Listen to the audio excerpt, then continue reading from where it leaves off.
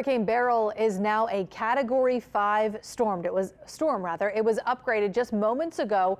Earlier today, it slammed into the Caribbean islands, bringing winds and rain and lots of damage. Good evening and thanks for joining us. I'm Devin Bartolotta. Charisse is off tonight. We do want to stress Beryl is not headed our way, but the storm is setting records. It is both the first June and farthest east storm to ever be this strong, and the first storm before September to go from a tropical depression to a major hurricane in under 48 hours.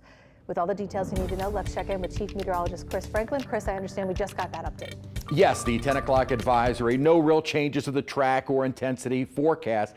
It is now a Category 5. So I've switched over to our colorized high resolution data. This is a satellite image that comes in every single minute. And it really is just mesmerizing to see what we kind of describe as that buzz saw and the constant energy that emanates from the center outward around a very well-defined core. This storm is not showing any signs of weakening anytime soon. And as of right now, at least in the near future, through the night and into tomorrow, there isn't anything in its way to continue to intensify. Obviously, these storms do reach kind of a peak, but in the near future, none of that is there because you've got ample warm water across the Caribbean, really all across the main development region. And as of right now, a fairly healthy environment for this to maintain that strength. And that is kind of the expectation in the near term. Thankfully, at its strongest, it is not directly impacting any of the islands.